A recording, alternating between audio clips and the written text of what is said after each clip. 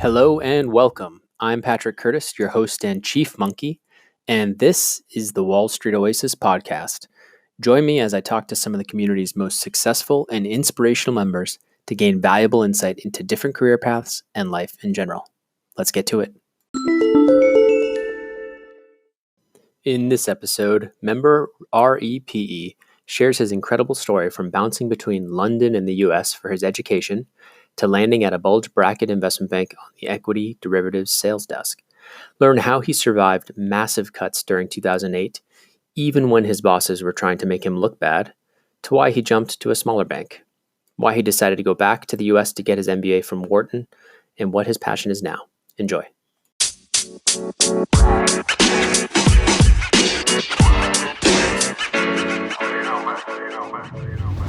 REPE, thank you so much for joining the Wall Street Oasis podcast.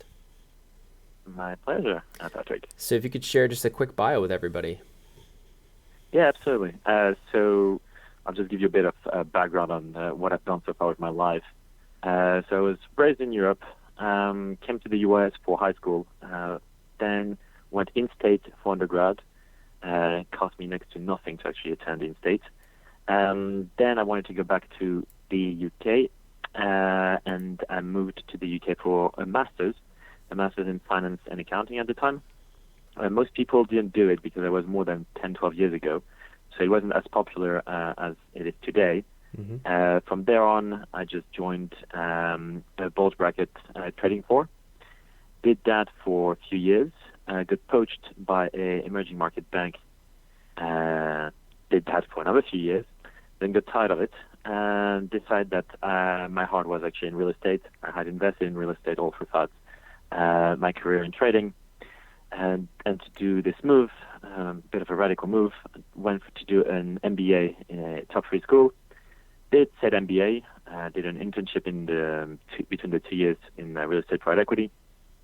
Graduating, went to another real estate private equity firm. Did that for 2 years. Left just a few months ago. Mm-hmm.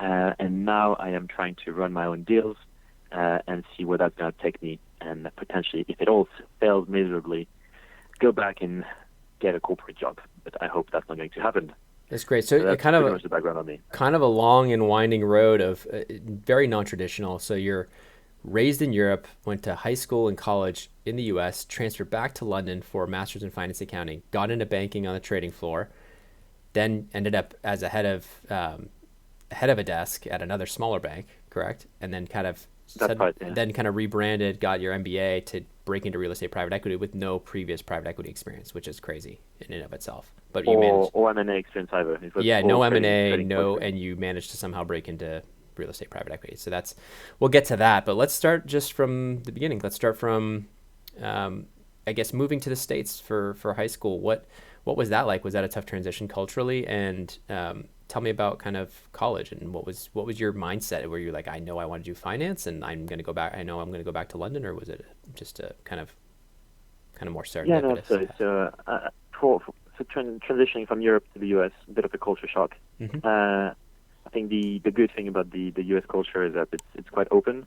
Mm-hmm. In that you can make friends easily. Relationships are not transactional, but you can show up at a party and no one is going to ask you, what are you doing here? Right. Everybody's very welcoming.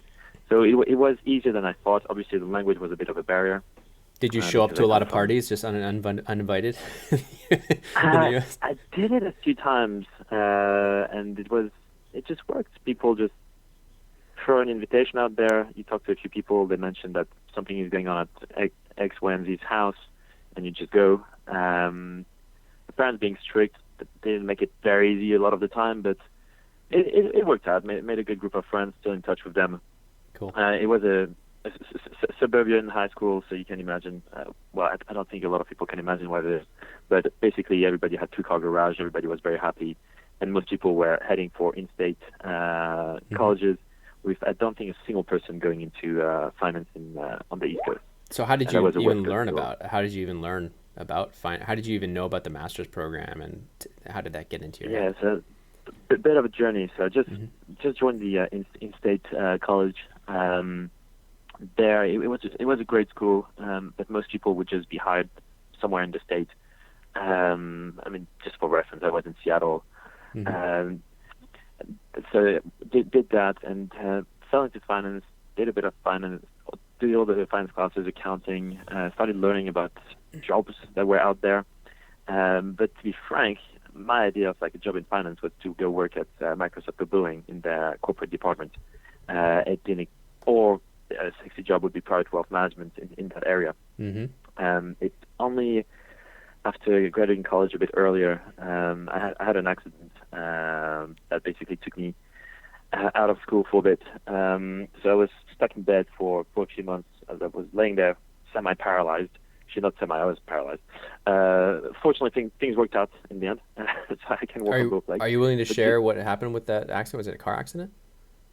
no. So I used to do freestyle skiing, Oh boy. and I ended up finishing a jump on my back, which basically didn't do a lot of good to my spine. Oh boy. And so that sent me to bed. But surgery got me out, $120,000 worth of surgery. Thank God I had insurance. Oh my gosh. But yeah, so a lot of time to think. And my brother actually was working as a corporate lawyer in the M&A department. Mm-hmm. And he's the one who kind of told me that, listen, lawyers make X amount of money, bankers make 10 times more. So that kind of sparked my interest. At the time, you didn't have a Wall Street Oasis website, so people didn't really talk about investment banking on the West Coast, or if you were just like in the suburbs in high school, it was more something that you'd find in New York. Obviously, you had some investment banks in California, but it wasn't just as prevalent the information you could get at the time. Of course, yeah. So that makes sense. I decided that I wanted to do a master anyway, because most people in Europe do a master. I wanted to go back to Europe. I was a bit tired of the US. Mm-hmm. Headed to the UK for my master's. What about your family? Did they decide to go back, or you were just like, you felt like independent enough where you're like, I'm just going to go to London myself? Oh, it was just myself. My parents actually stayed back in the US at the time. Okay. They've since retired and moved back to Europe. But at the time, it was purely, I just wanted to leave, go to Europe. Got it. Got my master's there, and during the master program, I think it was only a 1-year master, and you had to apply. If you wanted a banking job, you had to apply in the first 2-3 months. You basically got on campus. Mm-hmm. And there, I fell in with a crowd that was quite pretty active in terms of application, and they're the one who told me that they were absolutely shocked at the fact that I was completely unprepared to apply for banks. So they made me feel quite uncomfortable and and put a lot of stress on me. You basically got there. You're competing with kids who had summer internships the summer before in London. They correct? all did. So you're coming in almost like a senior year with no traction at all in London. How did you even start? And I know it's a little bit different in terms of networking in London. It's not like you can go in there and just network your way in. So tell me how. I mean, you were at obviously a great master's program. Was that enough to kind of get? Is that why? Like you got enough first round interviews on campus, or what happened? So I applied to a few places, and I had absolute zero hit rate. No one would come back to me. Yeah. And it's only after I went to a I was a bit discouraged at this point, and I thought that when you had company presentation on campus, when all the VC firms would come and present, I thought that was a bit useless. And then a friend, I was in the library, I was just in a nice bright red polo. He's in a suit, he comes over to me and he's like, listen, I don't want to go to this company presentation on my own. There'll be free food and free alcohol, why don't you join? So that sounded like a quite enticing proposal. I didn't have a suit. I was probably the only one in that room without a suit. Went there, and then the head of the derivative and structured product department gave the keynote speech. And when he just got down off that platform, I just jumped straight on him. And I started talking to him. I had traded options a bit on my spare time, really with my dad, just he was explaining me how it works. So I just tried to throw all the knowledge I knew and just questioning him and asking him about all the things he knew. Even though I didn't know much, I made it sound like I did know quite a bit. So this conversation is actually like a pivotal conversation in your career and in your life. It just is. In my life, hands down. So I want to break that down, because you said some interesting things there. You said, I just jumped on him when he got off stage. So you're in a red polo shirt. Everyone's in a suit, number one. you have the, I'll say you have the balls to basically go up to this guy right after he gets out of there and just start, almost monopolizing his time where other people are trying to get in. Yeah, so I just remember there was this one other student who was next to me, but he didn't have much chat, and I guess like part of it, he didn't actually know a lot about options, so I managed to really monopolize the time of that basically big MD, and he only started talking to me, and at the end of that conversation, I just remember that he gave me only his card to myself and not to the other guy, and just said, "Listen, just send over and ask me what job you want." Why do you think you made that impression? You knew enough about options just from trading them yourself. Like how extensive was your knowledge to go up and have that confidence? It was very limited. Like you understood what like a put and a call was, and like that's it. Yeah, I knew what a call was. I knew what a put was. Yeah. And I had read like some guides, and I think like today, I think I would be a lot more prepared. I know for a fact that the guides you've been producing on your website, I've looked at a few of them. Mm-hmm. Again, this knowledge was not available, but imagine like taking one of your guides and taking 30% of the knowledge on that and using that to basically try to network and have a conversation with someone. But it sounded like you thought these things were useless. So why did you even bother besides the free alcohol? Why did you then go? That's literally the only reason. So you went there for the free alcohol, but then what kind of, during the conversation, what prompted you to just be so aggressive as soon as the conversation ended? Because it's like, why not just go have a couple drinks with your buddies? You know what I mean? Because he was quite a high up MD.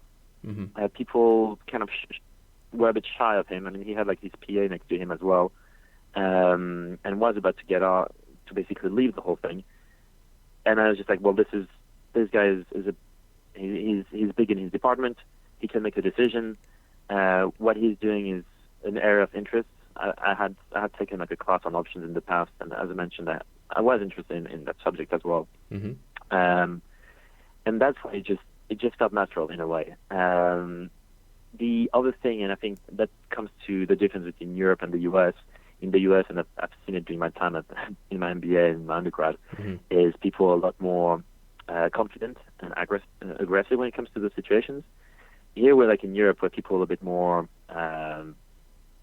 rank matters. You don't just go up to anyone and approach them. You don't just go up to an MD, a senior MD, and start rattling off questions like you did. Exactly, basically, and that's really the big difference it made. So the American culture that had seeped into your personality somehow helped in this situation. And even the help, it's a reason why I got the job. Yeah, I think and to be clear, the guy was not American. He was English. He went to Oxford, very well educated, but at the end of the day, he did like the approach I took, and that's why he gave me his card, which I'm very lucky for. And I always remember that moment because, as you said, it was life defining. And he gave you the card. He didn't give the other kid the card, is what I remember from our chat earlier. Exactly. And so tell me about this is like, I think a lot of people will be interested in this because, especially in London, is a more aggressive style. Does it benefit you? Does it benefit you? It's interesting that you said you were wearing a red polo shirt. I've had another guest on previously who had a very similar experience. Went to an info session, everyone's in a suit. He's in like sweatpants or whatever. It doesn't care. And he had been like studying medicine. He started going up and like almost, clearly a very bright guy, starts almost grilling the guy, just rattling off questions. And the guy gave him his card. So it's something of where like, if you can show your intellectual horsepower, curiosity, and stand out. Now I'm worried everyone's going to go in sweatpants and red polos to these info sessions. But like my point is it's not necessarily good to do that, but having the confidence to actually interact and not interact in such a way that's like a try hard, where you're trying to like. I think that's very key. And what you just said, the polo is more like a kind of a reflection of my personality at the time. So if I had been in a suit, it would have been the exact same thing. And it's more that I had the confidence and I wasn't scared of what I was going to say. And it's that confidence that really attracted him, because when you think about it, and I've been in this, then I was on the other side of the coin, going to all those campus events at my alma mater in London and trying to recruit for the bank. Mm-hmm. You see so many kids that are just, again, tryhards, just some of them are a bit arrogant, very remember clearly this one kid didn't have clean hair and had long nails, which was absolutely disgusting. And So he stood out, but for all the wrong reasons. Like not basic hygiene didn't apply. Exactly, and that's a big no-no. Just to make that clear. Yeah. That is important. But The you said something interesting. You said they were kind of, some came across as arrogant tryhards. You going in almost with the polo allowed you to be a little bit more. I don't know. It seems like it allowed you to be a little bit more aggressive. Would you agree with that? Like it almost like you had nothing to lose. I think so, because it shows that you're not really, in a way, it almost makes you want it.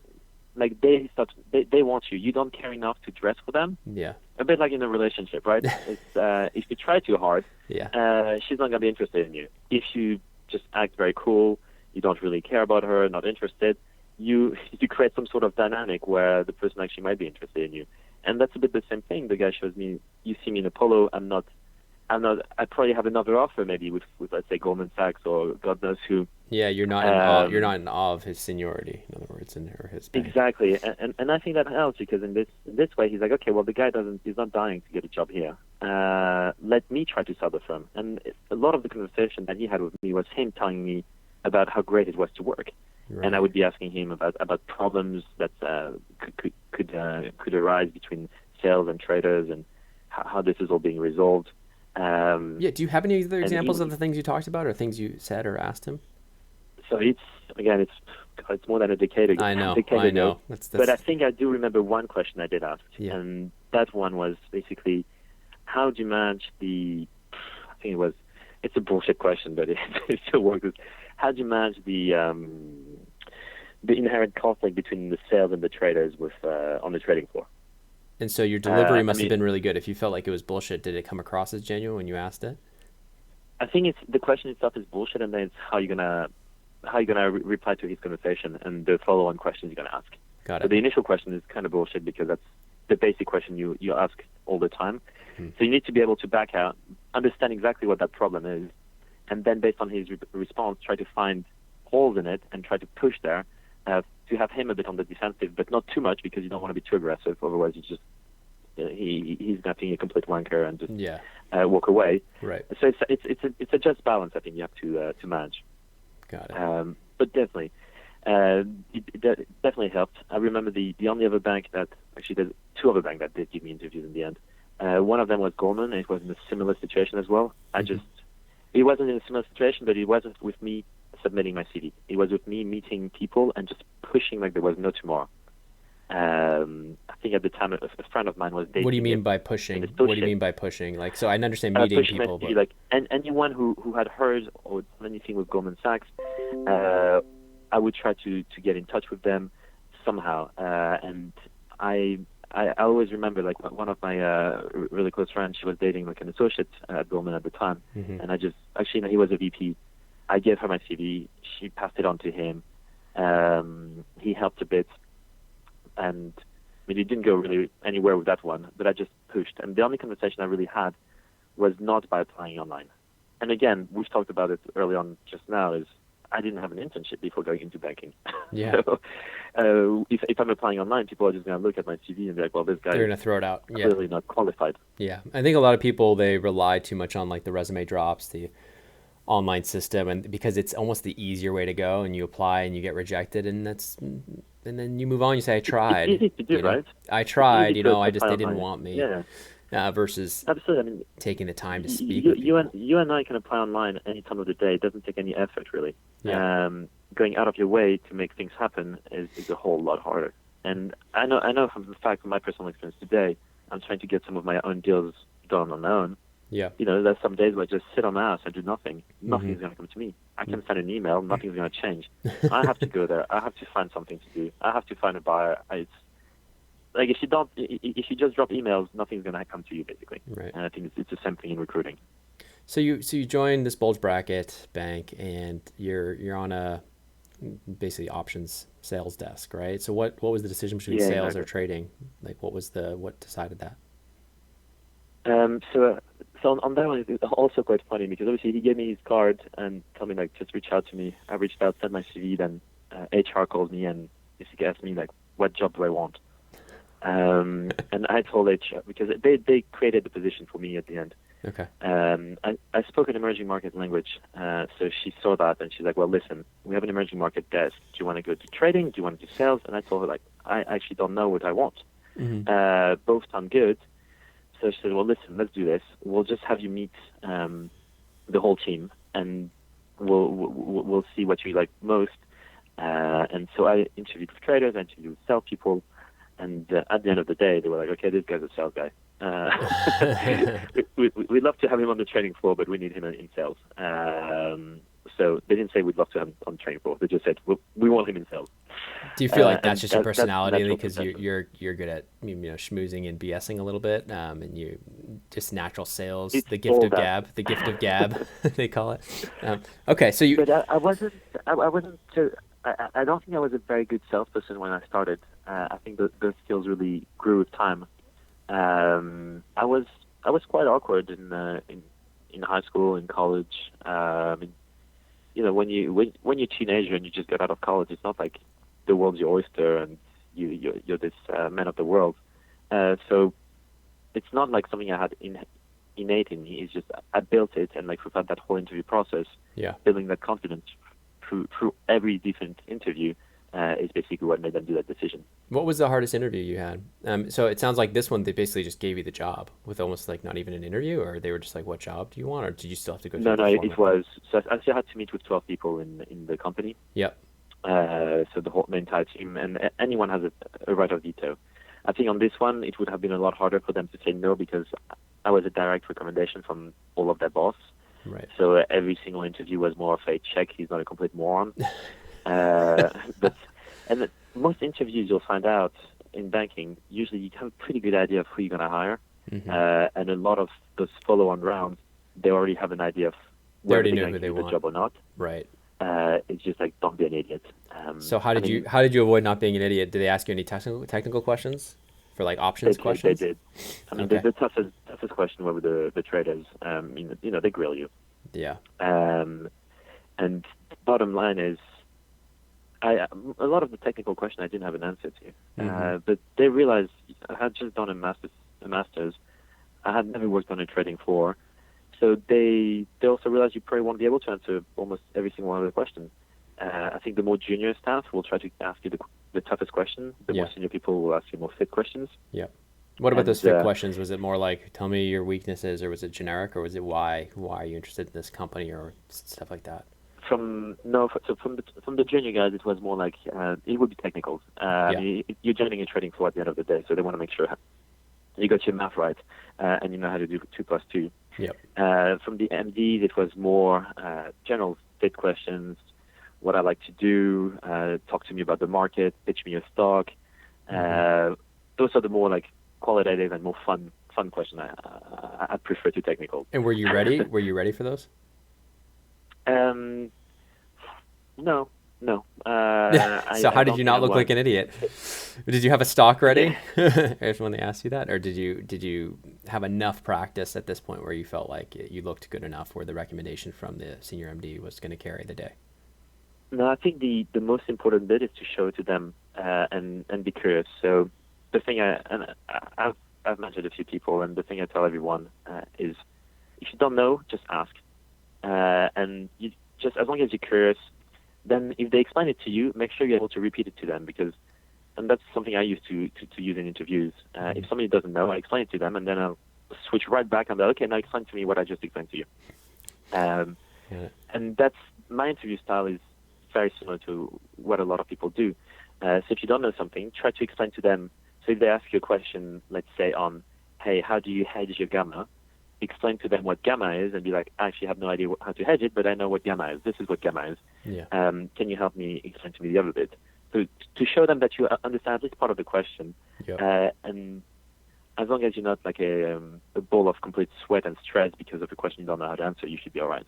Got it. Fair. So you're there for several years, 3 years almost. Yeah, exactly. Let's talk about the transition. Why move on and to a smaller bank?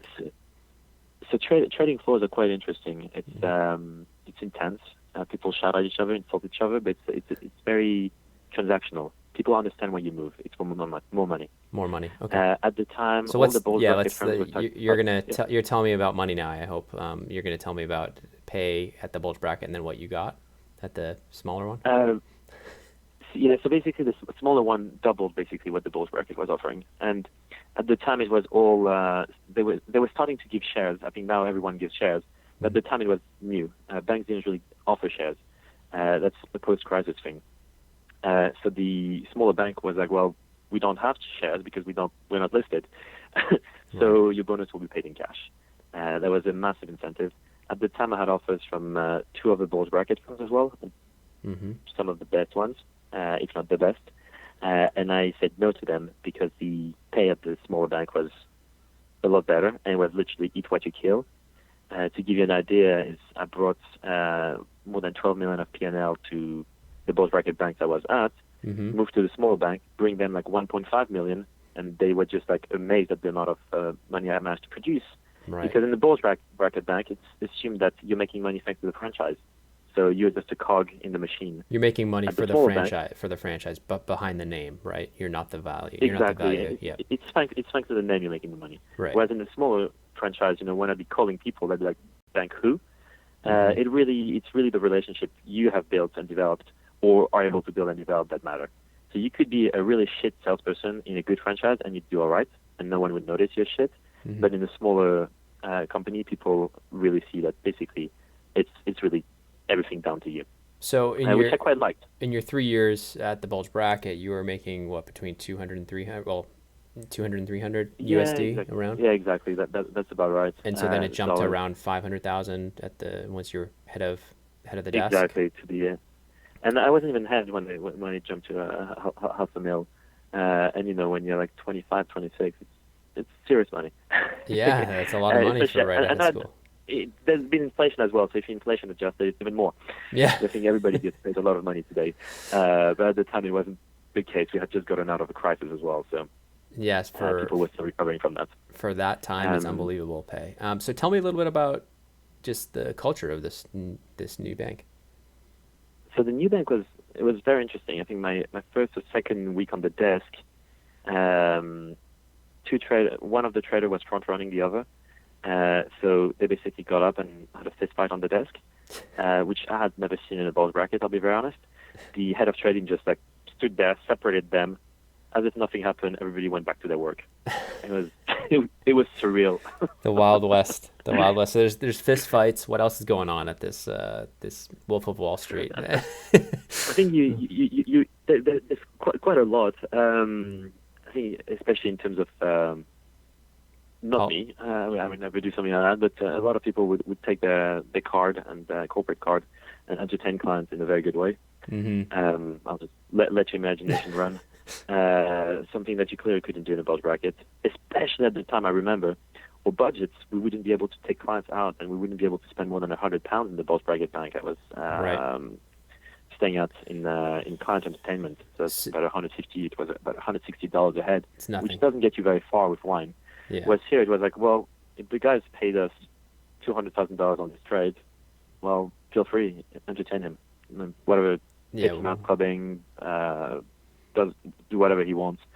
And one of the reasons I left is the industry. Well, it's not the main reason, but an anecdotal reason of what happened in the industry. In a smaller bank, you kind of rely on like being really good friends with the clients and being able to like entertain a bit better. But in my last year there, they actually cut out our expenses completely and aligned it with all the bulge bracket firms. You think there's a reason they were trying to cost cut and then because things weren't going as well? No, they were more like trying to go into the we don't want to be seen as they just wanted to be more like a bulge bracket firm basically, which is silly when you're not. They're trying to tighten the reins to be more professional or whatnot. Exactly. But that was a silly decision. So you started looking, I guess, once that started happening, or what else kind of was it? Just was business drying up? In that particular market, I was it experienced like another crisis, and I was a bit tired because I was already my third crisis already from the job.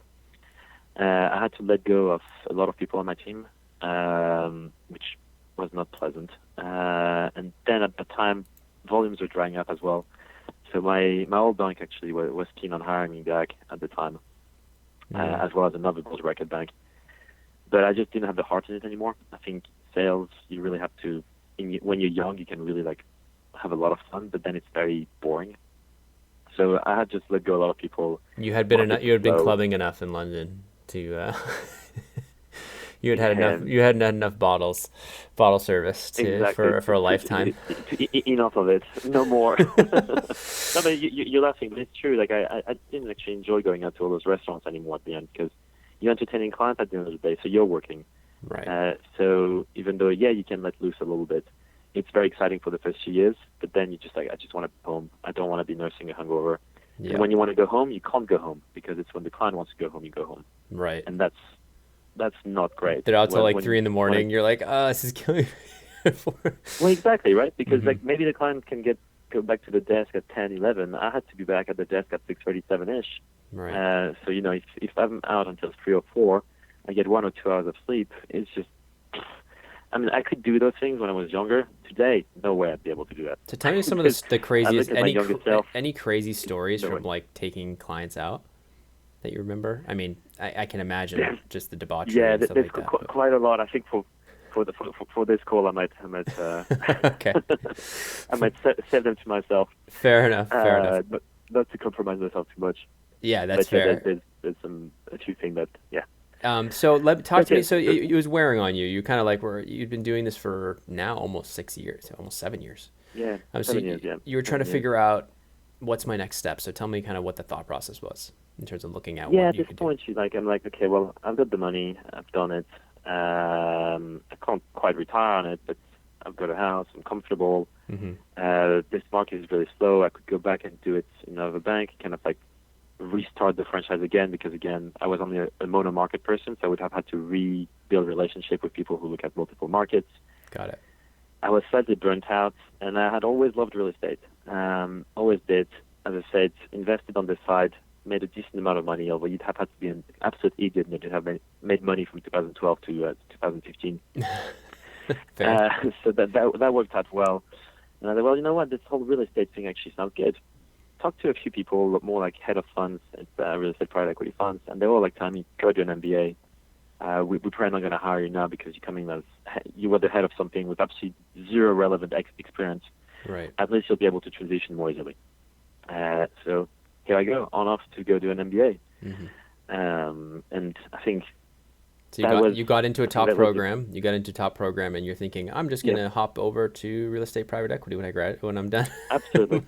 That's why it was like a given I'd be able to transition, especially after like I've talked to like some pretty big guys at Blackstone, and just introduction from friends and reaching out to them when I was looking for jobs, and they were like, oh yeah, just go do an MBA and come back. Why do you think they said that? Because to me, it's pretty well known nowadays that if you don't have pre-MBA private equity experience, it's incredibly difficult to get in post-MBA. It was ridiculous what they told me. It was insane. I think I was one of the only one person who didn't come from private equity who actually managed to get into private equity after the MBA. And you were in a top school with a lot of kids going after it. Yeah. Exactly. As I mentioned, like it was a 2-year program. You take 50% of every single student in that 2-year program were part of the private equity and venture capital club on campus. And by the end of it, most of those kids end up in consulting or banking. Right. But if I had wanted to do banking out of my MBA, I wouldn't have gone into MBA because I was already in banking. Right. There was no real point in doing that program. So I just fought hard to get into that private equity job. I think the advice I got was from people who were older, who at the time MBAs were a lot less prevalent. So it was kind of the thing you did, and because there weren't so many MBAs, you had a pretty good shot at private equity. So tell me a little bit about that. So obviously, when did you realize, wait a second, you're in your first, say, 3 months at your MBA program, and tell me when did you realize, wait a second, this might be harder than I thought? I think at this stage, so it didn't hit me yet. It took me about 6 months to realize that. But at the beginning, you realize that everybody panics, and it's like, oh shit, everyone's getting jobs in banking, consulting, internships. So a lot of people abandon the idea of PE or VC and go and apply for those jobs. Yeah. And I was like, well, no, I'm good. I'm still going to apply for private equity. A lot of them have debt. A lot of them have debt, right? You didn't have debt. You had capital. Yeah, So you were I paying for didn't it. have that, which is quite, it's a big plus. Yeah. I think exactly in that situation, I'm like, well, worst case scenario is, well, worst case scenario, I thought I'd be able to get back into like a more like traditional banking job. I Yeah. was never really worried about it during that time. Okay. But then it's when I started just getting rejection after rejection, even after meeting people, and it wasn't, sometimes I just wouldn't apply, but I'd talk to people, network like I did, and everybody was like, hey, I love you, JP. So everybody would take a coffee with me at all those funds. Mm-hmm. And the big problem is they'd all take coffees, but nobody had a job for me. So that was quite annoying. And that's when I mild panic. I mean, I'm married, so luckily at the time my wife was also working, so that was Okay. good. Yeah. And then I just got really lucky when everybody had, almost my entire program had secured some sort of internship, except for like a few other kids. Mm-hmm. I think I got my internship offer in 2 months before the summer started, or a month before the program started. So I got really lucky, and that was by an alumni of the school who basically was like, well, listen, sure, why don't you come and intern with us? We've got a spare desk. We could use some of your language skills. I like you. I'll give you a chance. And I think that was quite lucky because most people I know didn't get that chance. So like he was willing to take a shot on you with no previous experience. He just liked you, Exactly. and it was just through an The alum. other thing is Yeah. he also had the same background as me when I think about it. He actually used to work in trading, in FX trading for Got a few it. years. Mm-hmm. So he kind of knew the rigor I went through. Yeah. And he was much older, so he was at a time when you didn't have that many people in real estate private equity, so he transitioned to it. Yeah. And so you had moved back to London at this point to look for the internship near the end of your, like, what happened? Were you looking while you're still in the U.S. in your MBA program? Yeah, so that was tough. So basically, when everybody goes on spring break and everything, I actually go back to London to go and try to meet people and get an interview. Yeah. Because my wife was in London, didn't like the U.S. very much, so she was like, get a job in London. So I wasn't looking in the U.S., which made it even harder for me Yeah. because I couldn't just go to New York and be like, hey, Yeah. can I meet with you and have a coffee? But in a way, because I had multiple language skills, I think actually looking for a job in Europe was might have been, I don't know, but could have been a bit easier. Yep. Because they value that a lot more. Cool. Whereas in the U.S., it's like, well, everybody speaks American. Yeah. You'll be working in the U.S. market. Makes sense. What's your edge? We don't really need you to speak all those languages. Right. Okay. So you managed to last second, like during spring break, did you get the offer like for that No, summer? after Spring break. it only came after. So it's great. So it was And last then second. Yeah. a month later, the guy came back, and I was chasing with emails, and he's like, "Oh yeah, actually, we can take you on. Oh my I'll gosh. create a little position for you." Oh my gosh. Yeah, so So that was relief. a relief. And he I was didn't. pretty fucking happy about it. Did he pay you at all in the summer or? Yeah, I got not a lot, but I got enough to I still have my flat in London as well, so it was enough that I wasn't actually losing money over the summer, which is good. That's good. So tell me how did that internship change everything for your second year? Well, the problem with that is because at the end of that internship there was no full-time job, simply by virtue of them reorganizing the whole company. Okay. I'm not going to go into detail because then it's a bit of a giveaway who the internship it was with. That's fine. But essentially, people weren't sure whether they'd have a job when I'd be done with the MBA. So my boss simply said, listen, I don't know if I'll have a job when you are out of your MBA, let alone you having a job. Right. So that was back to square one, which was a bit shit because, usually you expect getting a full-time job after your internship. Yeah, and you can enjoy your second year at MBA. Yeah, exactly. So I didn't really do that. There, from day one, then it was like, okay, I'm gonna hit the road, and again using the exact same method I did earlier, just coffees with every single person and anybody who's anybody in the world. But you're still trying to get a full-time offer in London post MBA, and you're in the U.S. still.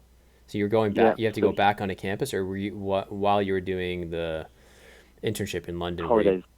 In the holiday. Yeah. So during the holiday, that was good. The guy I was working with, he basically told me mid internship, hey, like there's nothing for you, so just make sure that I'll give you all the time you need to meet with people. So I got to meet a lot of people. Okay, in the summer But you did a lot of damage. Yep.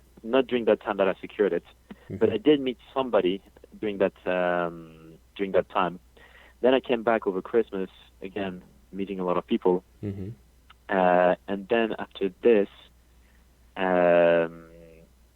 so not to go into too much details, but long story short, toward the end of the MBA year, somebody I had met, I reached out to them because I kept on following up with people, and he's like, actually, we have an opening. This guy just left. Come over to interview. Interviewed, got the job. But the job they gave me was not a full-time contract. It was a 4-month contract. Oh, wow. Like, hey, we'll just see how you work out, and if you work out, we'll give you a full-time job. No stress. So you graduate. And I'm basically an intern on graduation. Got it. So tell me how a well-paid intern. So at least they had the decency of paying me well. It wasn't really an internship program, but more like a fixed-term contract. Literally, that's what it was. So you're well paid, but you're still taking a pay cut based on what you were making previously as a head of. Oh, completely, yeah. But that I would have gotten a pay cut no matter what. Right. Because they ended up offering me the full-time job. Obviously, I impressed them. They gave me the full-time job. How did you impress them with no? I was getting was much lower. How did you impress them with almost no experience in like financial modeling or any of that real estate stuff? How did you? Passion, and a lot of it. Yeah. So like, tell me about that. What really did you do day to day? It's funny because most people do it for money or God knows what, and then you have to show passion about an asset class. And I actually did love real estate, and I was telling the guys exactly what I was doing with my real estate, how I loved the brick, the mortar, and I think I had to be even better than the other guys to be able to get that job. The financial modeling, it goes without saying. I needed to know how to do one, and that was quite hard because I had never really done one except during my internship. So during my internship, I made sure to learn how to do that. During the school year, I would actually go out of my way to learn how to model, deconstruct model. I think the best way to learn how to model is you take an existing model and you just recreate it. Yep. Cool. Every junior I had, that's always what I told them to do. Got it. And best way to learn. Obviously, you need to learn the basics, so like take a few classes first. Yeah. On what Excel is. Yeah. But then to really drive it home, you need to basically deconstruct somebody else's model. Got it. So you kind of hit the ground running 4 months. Yeah. Were there other interns that you were competing with that didn't get the offer? Was there what? No, there was no. It was just me at that time. Okay. It was, and they just basically made that temporary job for me to try me out. Got it. And it worked out.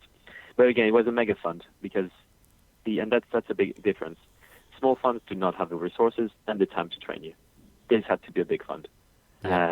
Because then they have enough people and spare capacity to spend a bit more time with you. And that was clear. Both funds I ended up, the internship and the full-time one, both funds were very large funds. Large funds, got it. So it wasn't like if you were a little bit of a dead weight at first, it wasn't a big deal. But didn't you feel like you couldn't be that with the 4-month kind of trial there, that internship? Yeah, I was quite confident in my skills. And what were the hours? What were the hours you were putting in during that internship, and then kind of you ended up working there for a couple of years? But what was it like there? Yeah, I was working a lot more during my internship than I was when I got the full time. So like 70 hours or 80 hours down to like 60? Yeah, I'd always have dinner in the office, but I think that's another bit of a fallacy as well, and that was quite interesting because most of my mates work in M&A, and they always told me how long the hours are, how awful it is. Now I got to experience it myself, and I saw like, yeah, people did long hours, but it's because most people are single. They get free dinner at like 8, and they get a free taxi ride at 9. So that's why they're staying that long. Most of the time, they don't actually have to be there.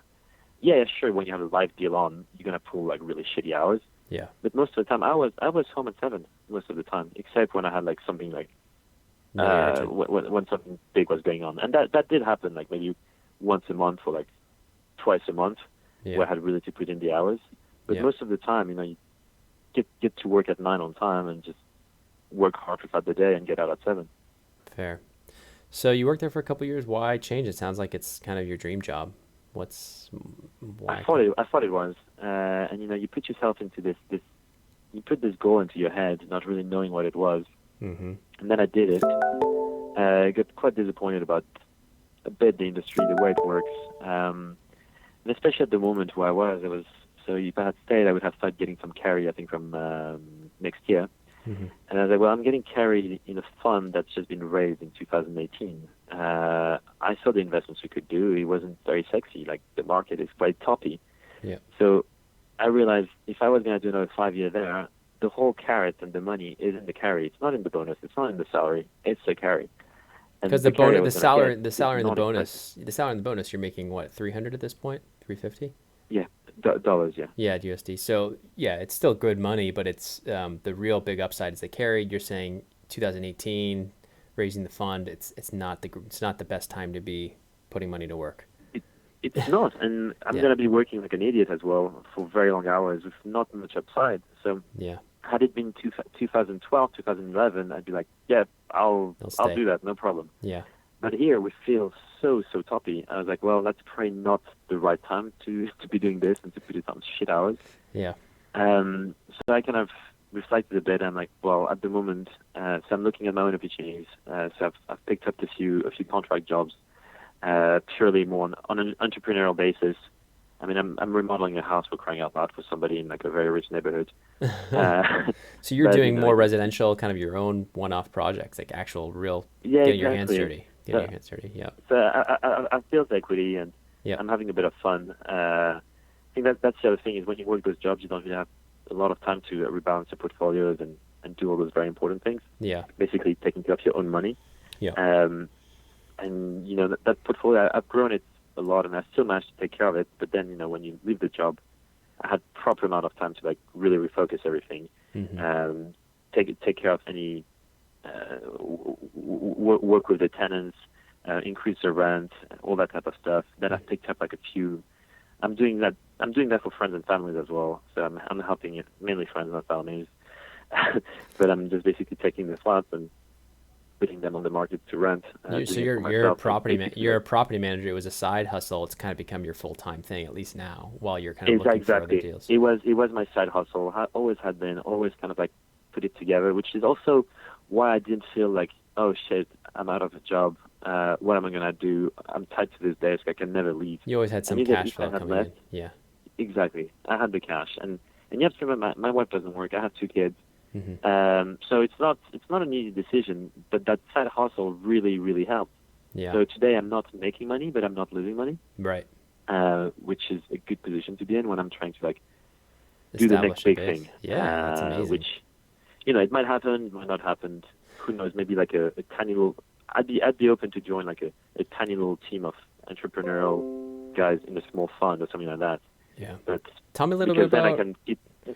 Tell me a little bit about the actual like deals you have for friends and family. Is it something where like you manage all of the everything from like the tenants, the rents, the collecting the checks to and you take like a percentage of the. Exactly. I mean, you what is it? 20%? 20%? So essentially, I take very low. I take 8%. That's really low. Yeah. 8. Well, okay. Yeah. So I'm very aggressive compared to the market. I can do it because, and you have to also remember that rents are quite high in London. Yeah. So 8% is 8% of a bigger check. Right. So it's like if you were to take 8% of rental fee in New York, that would be a nice check. Yeah. It's a big city. Yeah. It's good enough. Yeah, that's interesting. And have you used are you using technology to like systematize it at all? It's just interesting to me. Like, So I don't have that many flats to manage to not. Yeah, I mean, the one thing I do that now you have like some online platforms that allow, so all my ads on this online platform. So whenever I need to relist, it literally is a click. You pay a fee and it goes on all the that's awesome. all the listing platforms. That's awesome. In terms of management, so I'm quite good in terms of there's some regulation you have to do. So I have like calendar reminders of when I need to like check the gas safety shit, and got it. And then at the end of the day, you don't have that much things going on. It's more like when something happens, it's a pain that I have to deal with. But if you know how to deal with it, like knock on wood, but usually I have like maybe like one intervention per flat per year, if I'm not lucky to do. So it really is like passive income. The painful bit is to find a tenant. And then when it comes to resolving it, I've got my builders, I've got my network of people that can do the job. And that's mainly why my friends prefer to give it to me, because they know they're not going to get screwed on the work. because I've got people who can do it for cheap, as opposed to somebody they don't know and who's just going to take an arm and a leg, basically. Right. It's shocking what people charge. So it's quite an easy offering, thanks to like the internet today. It's very easy to list your flats. You don't actually need an agent. It costs me virtually nothing to list, and I'll be able to show the flats. But again, because I'm doing it on a small scale, not on a big scale, like I limit myself to like how many do you have, like 5 flats or something? How many do you do? Sorry? How many flats are you managing? 5 or 4? No, so we have 11 now. 11? Oh, it's getting up there. Yeah. So some of them are ours. Quite a lot of them are ours, but so it was quite a natural thing to do, in that a friend of mine moved out of London and like didn't want to sell his flat because of Brexit. I was like, listen, I'll just do it for you. Yeah. Then he liked the way I did it. He told another friend who was like, hey, can you do it for me? I was like, sure. Then he was like, I didn't pitch any of the business. That's awesome. And I'm sure if I did, I'd get a lot more flats. But the idea is I don't want to grow this business. This is more like a sustain, kind of like live and sustain business. Right. And I want to go hunt the big kahunas. I want one of those big deals, basically finding like a big asset that needs a lot of operational work to do it. Find an equity source on it, and like a distressed property. Get the investors together, do the renos, whatever needs to be done to refurbish it, and then flip it. Completely. Yeah. I mean, at the end of the day, that's what we did in the big fund I was in. We'd be backing, those guys would be coming in with those opportunities, and we'd be like, yeah, sure, we like the opportunity. Here we go. Here's the money. Go run it. And the guys would be running it. And then at the end of 5-6 years, they're the one walking out with like a $10 million check in the pocket. Right. So it's just hard to find. It's just hard to find them. Yeah, it's just hard to find the deals right now because the valuations are so high, right? Exactly. But I think, and that's what I mentioned, is like I'm giving myself a bit of time to find something like that. It's very, very hard to do, so I'm not really counting on it. But if in a year's time it hasn't materialized, and maybe I'll think of doing something else.